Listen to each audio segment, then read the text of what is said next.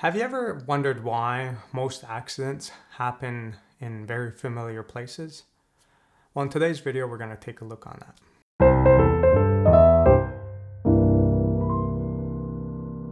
So the familiarity heuristic is a heuristic that's covered extensively in the Avalanche world, behavioral economics based on people taking poor decisions in avalanche terrain.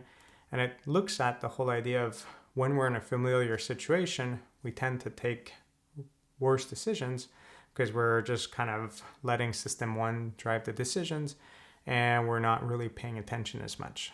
Okay, so let's try to understand this whole idea of why we're letting our guard down. Well, familiarity is often something that deals with the availability heuristic, which is when we have a high cognitive load, we like to have things that we're familiar with so that we don't really have to make decisions. It's just trying to keep things simple. So if you've had a really stressful day and you're not really sure what to do, well, you'll probably go to a familiar restaurant. You won't really try something new. If you're going skiing, you'll go to a familiar run. So you're trying to find ways to kind of minimize your decision process.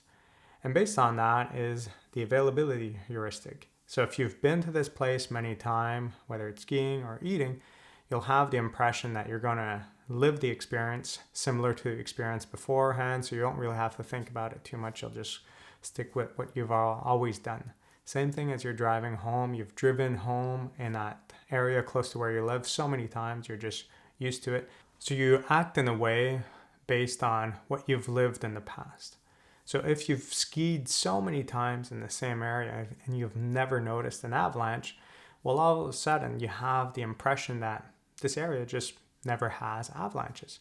And every time you go to that same place and you have that impression, well, it just reinforces your decision. And over time, you're letting your guard down. Whereas if you go somewhere new, you don't have all that baggage of information. You don't have all that experience. So all of a sudden you go there and you're more wary. You're looking around more. You're being a little bit more cognitive in the sense that you're using system two more.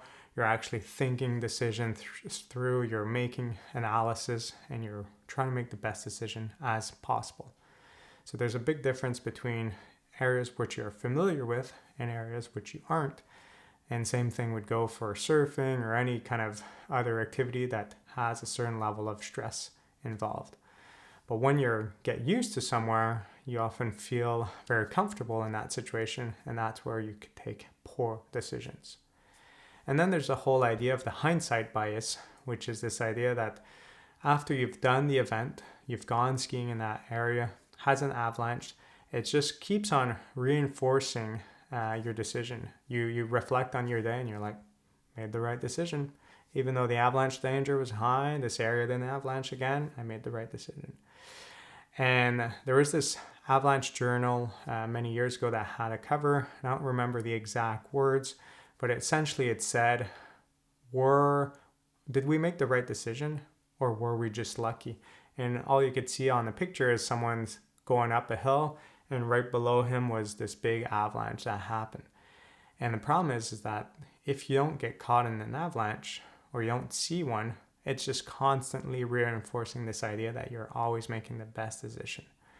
But naturally speaking, you should seek out information from other people around, look at different reports, and maybe you'll notice that some of the other people in that same area didn't notice avalanches.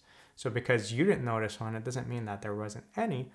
And it just reinforces the idea that you made the right decision. Whereas if the decision was bad, you should reflect on it. And this is one of the problems in the avalanche world is that people get comfortable. They just say, yeah, that area, never seen avalanches. We don't have any issues here.